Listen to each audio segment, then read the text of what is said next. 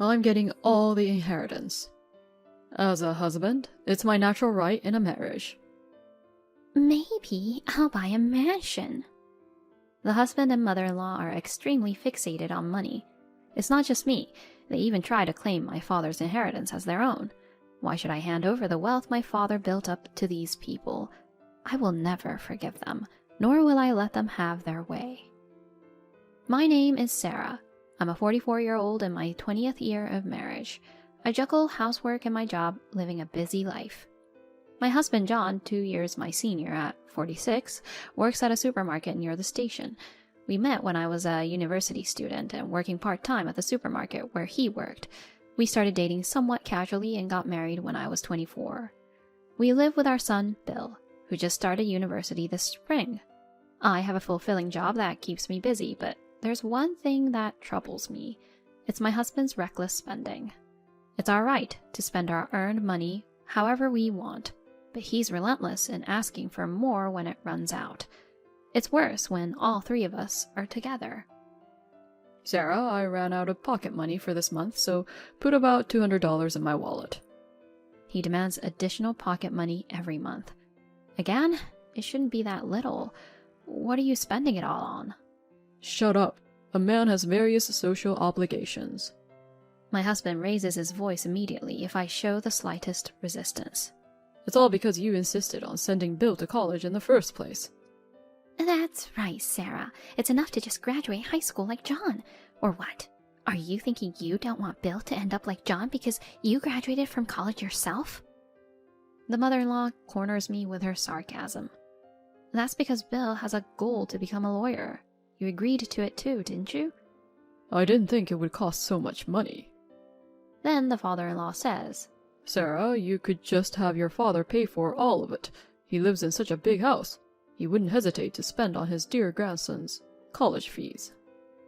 I thought, isn't he your dear grandson too?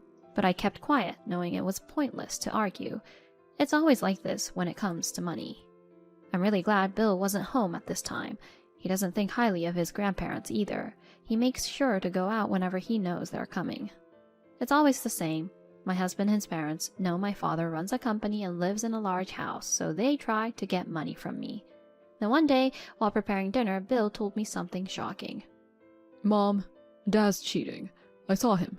He was walking into a hotel arm in arm with a woman. I never thought I would hear such a report from my son.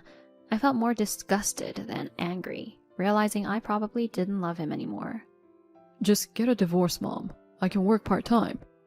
It's very reassuring to know my son feels the same way. Thank you, Bill. But I'll talk to your father first. You don't have to worry about anything. If we do get divorced, I'm working too. And on the night I thought to confront him about this, suddenly my husband came home with his parents. Father-in-law, mother-in-law, what brings you here all of a sudden? Then the husband and his parents barged into the living room. I thought I'd do something nice for my parents, like taking them on a trip to Hawaii. It's a bit much, but could you prepare about $5,000? Again, a demand for money, and this time a large amount. The in-laws were grinning at me. Where would I get that kind of money? If you don't have it, ask your father. It's unfair that your parents live in a big house and we're in a rental apartment. He came up with some nonsensical argument. I was fed up and said, Speaking of which, you're cheating, aren't you? My husband and his parents froze. I thought it would be better to have them hear it too, so I decided to confront him as planned. I don't know what you're talking about. Why would I cheat? Do you have any proof? He was clearly flustered. Someone saw you entering a hotel looking cozy with another woman. Anyone could say that. Bring this person who saw it. That is... I hesitated, not wanting my anger to be directed at Bill.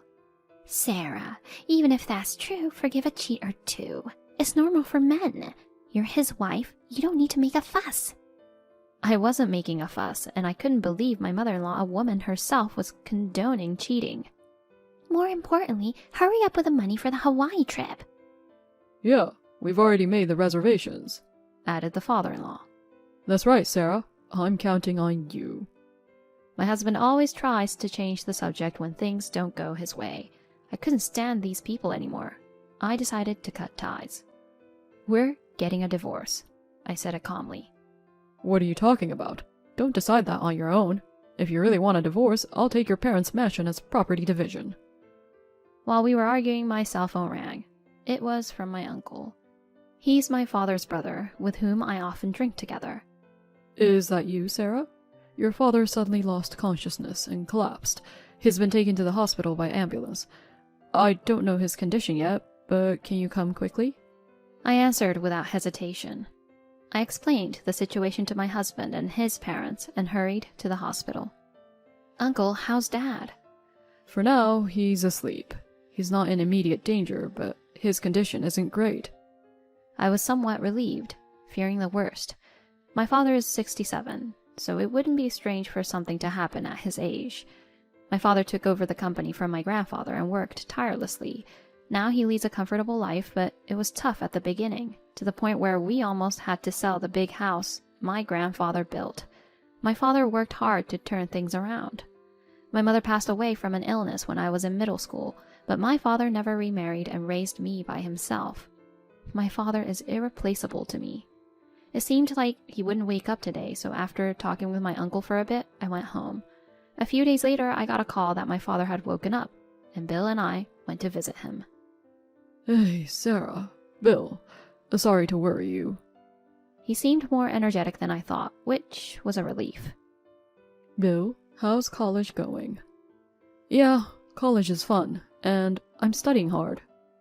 My father was happy to see Bill, but when Bill stepped out, he said, Sarah, if something happens to me, I've left everything about the company to my subordinates, so you don't have to worry. As for the house... I interrupted my father. Dad, don't talk nonsense. Just get better soon. You don't need to worry about anything right now. Yeah, you're right, my father replied with a sad but gentle smile. Afterward, the doctor called me, and it seemed my father's condition was quite serious. Years of overwork had taken their toll. On the way back, I couldn't stop crying. A few days later, my father passed away. That night, I cried until my eyelids swelled. During that time, Bill was my only support, staying by my side the whole time. However, as an only child, there were things I had to do. I started preparing for the funeral, trying to switch gears. The funeral was held at my family home, and many people came to offer condolences. I was reminded of how great my father was. I was too busy with the arrangements to grieve. Bill helped as much as he could, even though he didn't understand everything, but my husband just played with his phone, doing nothing. With the help of relatives and my father's colleagues, we managed to get through the funeral. As we were cleaning up, my in-laws hurried over. Father-in-law, mother-in-law, thank you for today. As I greeted them, my mother-in-law said, Sarah, that's not important. What a splendid house as always. She seemed impressed by the size of my family home. Huh? I was speechless due to our vastly different emotions. Sarah, is it true this house would sell for $3 million? Another insensitive question from my father-in-law. I evaded the question. I don't know, it's not my house. Then my mother-in-law quickly added, You don't have any siblings, right, Sarah? Yes, what about it? I answered sternly. Oh, nothing, just checking. After that, they left satisfied with my husband. After all the memorial services were over, I finally had a moment to breathe. While I was putting away the funeral clothes at home. My parents are coming over now. What? Why are they coming? I was depressed, thinking it was about money again. Why are they coming? They're my parents. We'll talk about it when they get here, so wait a little longer. A few minutes later, my in-laws arrived. Grinning, they sat on the sofa. Then my husband said, Hey, Sarah, when are we moving? If it's just the three of us in such a big house, it's a waste. My parents will live with us after we move. What are you talking about all of a sudden? We're getting divorced. I was busy with my father's affairs, but my intention to divorce hadn't changed. Oh, come on. That topic again? I was wrong before. Got a bit angry. But I'm not cheating and I don't want a divorce. Don't joke around. I raised my voice. Now, you two. Spouses share everything, so it's not good to monopolize. He smirked and said something nonsensical. A wife should listen to her husband. You're planning to keep all the inheritance for yourself. I'll take it all. It's my right as a husband. If you don't like living together, Sarah, you can just give us the inheritance. Maybe we'll buy a mansion? My husband and his parents seemed to think all the inheritance was theirs. What a ridiculous family. My patience had long been exceeded by the audacity of these people, thinking they could inherit the house filled with precious memories of my father and the wealth he had worked so hard to accumulate. I want a room that's spacious and gets plenty of sunlight. I'd prefer a room close to the toilet. There are plenty of toilets in such a big house. Despite my glaring at them in anger, they were discussing these outrageous things. I vowed never to let them have their way. A few days later, I got a call from my uncle. It's been tough, Sarah. You did well. My uncle consoled me. There's something I need to talk to you about. Can you spare some time? I agreed to meet him that night. Uncle, what's up? What did you want to talk about? There's something I absolutely have to tell you, Sarah. I was shocked by what he told me. I couldn't believe it had come to this. Then I told him everything about what my husband and in-laws were saying. What? They said that? Ridiculous people. Unforgivable. My uncle was furious. I definitely don't want to let them have their way. But it seems okay from what you said, Uncle. What should I do? How can I make them give up? Don't worry about anything, Sarah. Leave it all to me. Actually, there's more. Hearing another piece of news from my uncle, I was even more astonished. Uncle, can we meet again tomorrow? I want Bill to hear this too. He's not a child anymore, and this will be a good learning experience for him. I decided to proceed with the plan with my uncle and Bill. The next day, I took Bill to meet with my uncle to discuss our strategy. For Bill, it was about his father and grandparents. I was worried about how he would truly feel, but it was an unnecessary concern. That's an amazing story. I'm getting excited. I don't care about people who see Mom and Grandpa only as money. Please, help us, Uncle. Bill was excited to participate in the plan, so we decided to move forward with it. The next day, I called my in-laws to our house and spoke with them, my husband, and Bill, 6 of us in total. About living in my family home. Were you serious? Of course. Finally, you're on board. I've been waiting. Immediately, my mother-in-law said, "The sooner the better. Living in such a mansion is like a dream." Then my father-in-law added, After all, we had to pay the cancellation fee for that trip we talked about before. You have to reimburse us for that. They had made the reservation themselves. I was appalled at their selfishness. Then my mother-in-law said, "We'll make back the money soon enough. Don't rush." I was used to it and knew it wouldn't happen, so I could ignore it. But Bill, unaccustomed to their blatant money grabbing, seemed to be trembling with anger. I patted Bill's shoulder to calm him down. "Okay, let's do it. There's a lot to prepare for the move, so mother-in-law and father-in-law, please let us know when you've decided on the moving date. John, you move on the same day.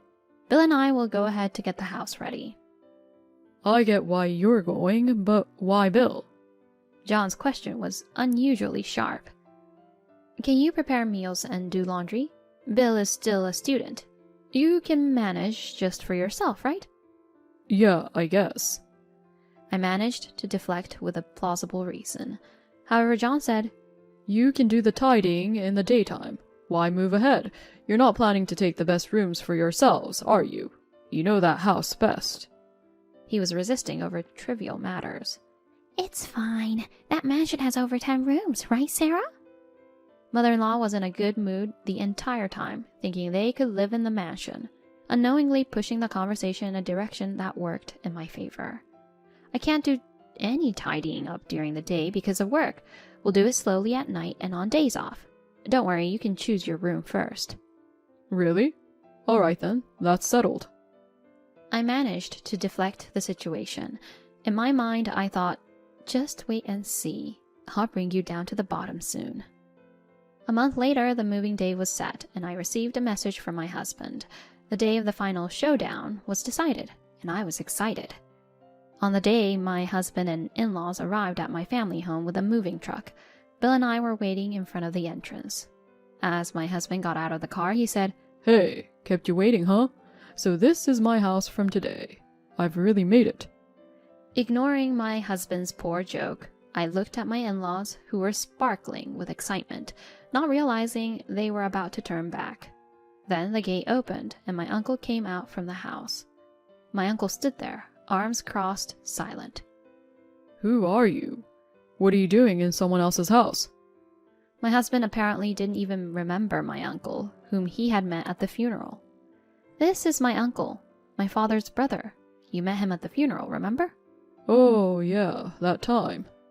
My husband awkwardly muttered something like a thanks, but his voice trailed off. So, what are you doing here?" He asked hesitantly, while my in-laws looked on, puzzled. Then my uncle said, "This is my house. Is there a problem with me being in my own house?" My uncle spoke assertively from the beginning, overwhelming my husband and in-laws. "It seems you have a lot of misunderstandings. I've heard the story from Sarah.